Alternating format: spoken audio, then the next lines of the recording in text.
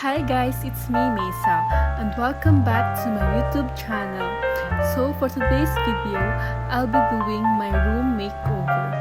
So if you're interested to see how I transformed my room, just keep on watching.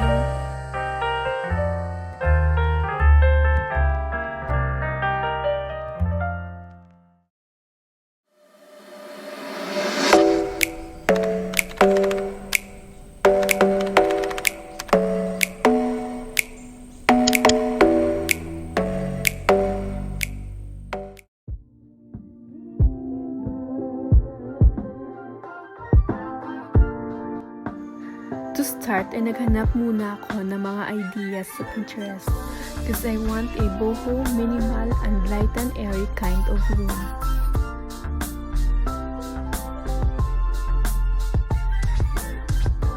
So this is how the room looked like before.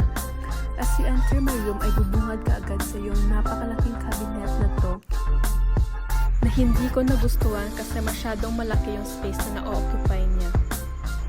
Kaya ililipat ko na lang ito sa kabilang room.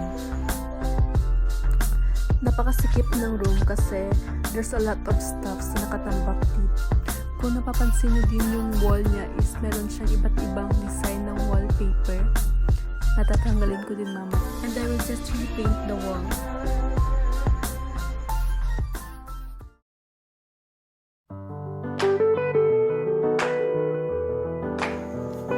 First ay inilabas ko muna lahat ng magamit sa loob ng cabinet na ito. Para pag nilabas ito mamaya hindi siya masyadong mabigat.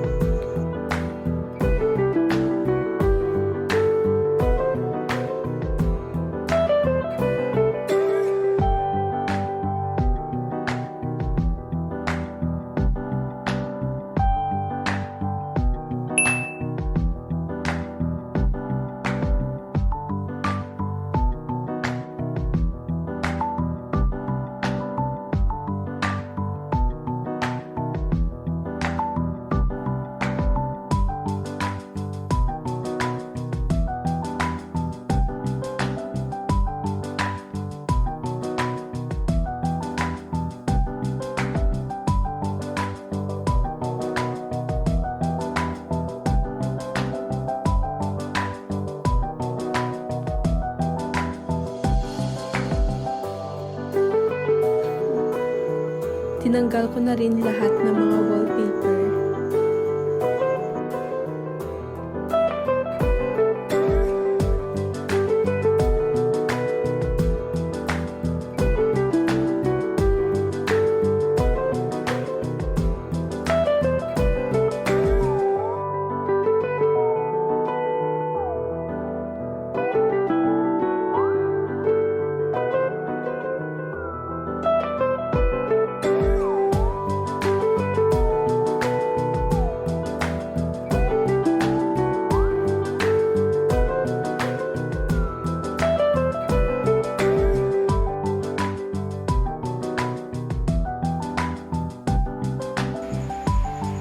So, I decided to paint the bed frame para mag-match ito dun sa kulay ng wall.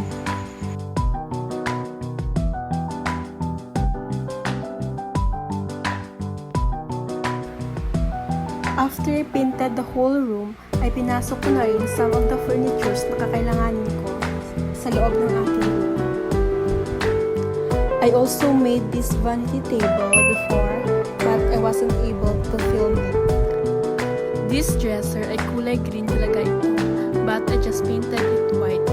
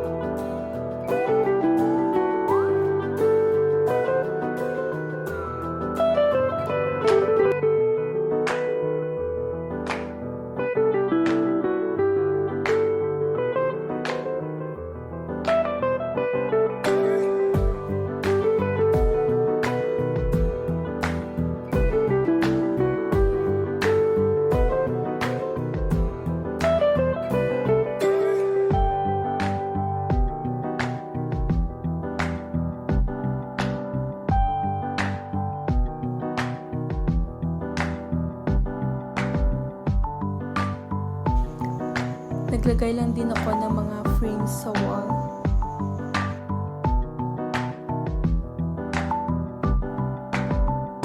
I made this using our old round mirror and some popsicle sticks.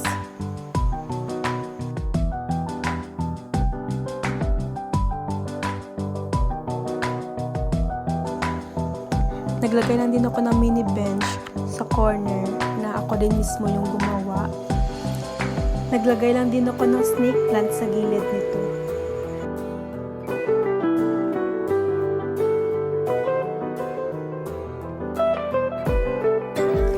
I just added some picture frames sa upper part ng bench ko para hindi siya boring tignan.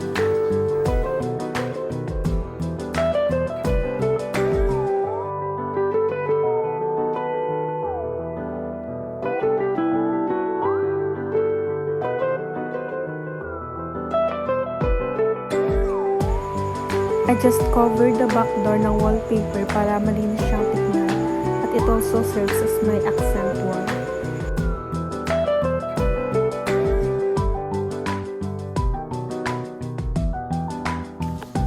I also put shelves sa upper part ng study table ko. Nagpatulong na rin ako para ikapit ito kasi hindi ako marunong gumamit ng driller.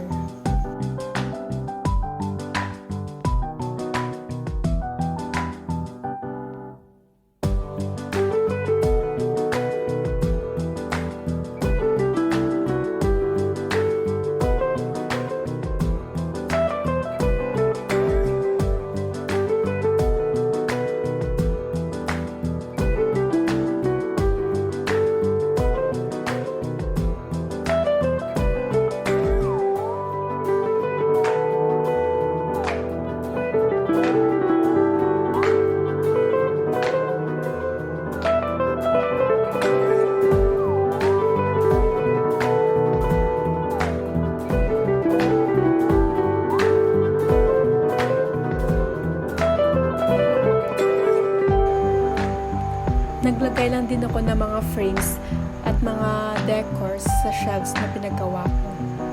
By the way guys, yung mga pictures pala ay nakuha ko lang sa Pinterest at pinaprint.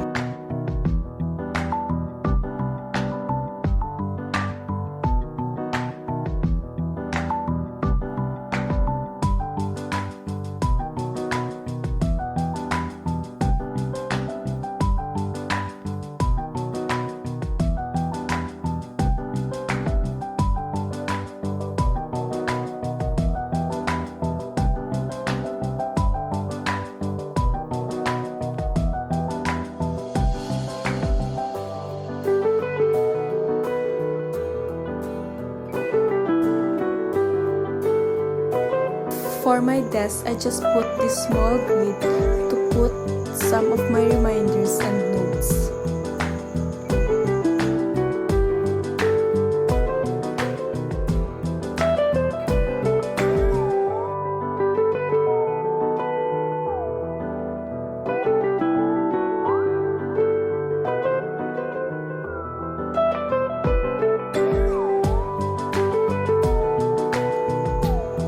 I'm just going to add this pen organizer that I got from Shopee.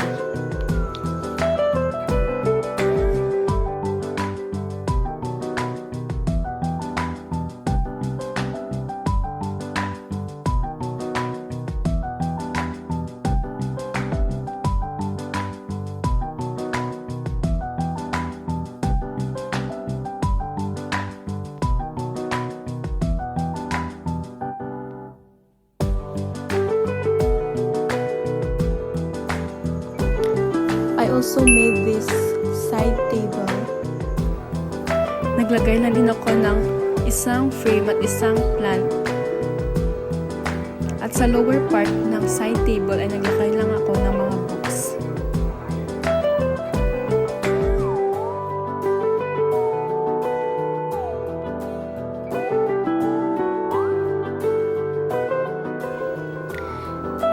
In my vanity table, I just put some stuffs like my perfume, lotion, brushes, and other decors. Hindi ko na siya nilagyan ng marami pang gamit para hindi siya magulong tignan.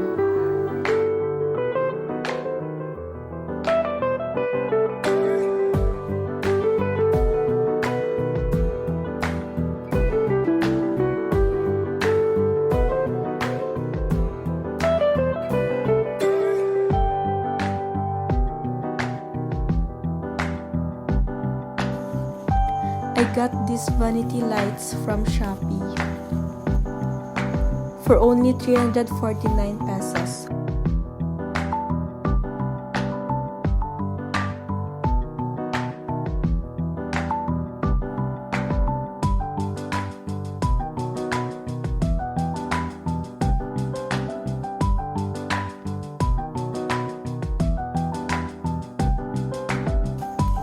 Naglagay lang din ako nitong self-love sa itaas ng vanity ko.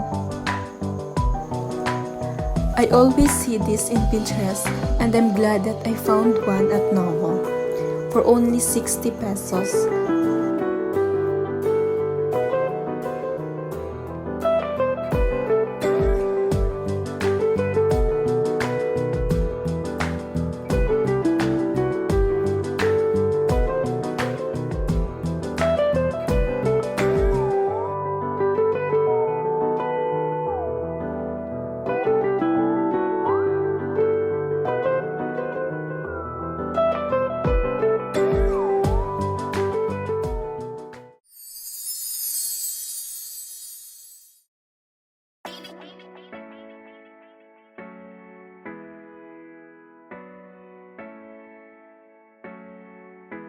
So there you have it, guys. This is the final look of the room.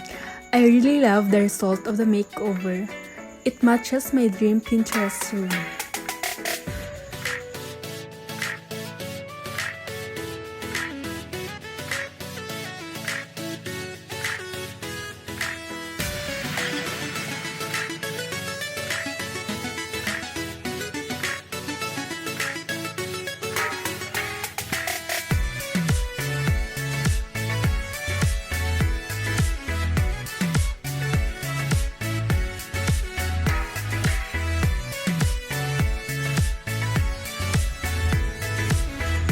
And if you want a detailed video for this room, just comment down below. I'll be doing a room tour for my next vlog. And if you like this video, don't forget to click the thumbs up button. And don't forget to subscribe and click the notification bell below para lagi po kayong updated sa mga susunod ko pang videos. I hope you enjoy watching this, guys. See you on my next vlog!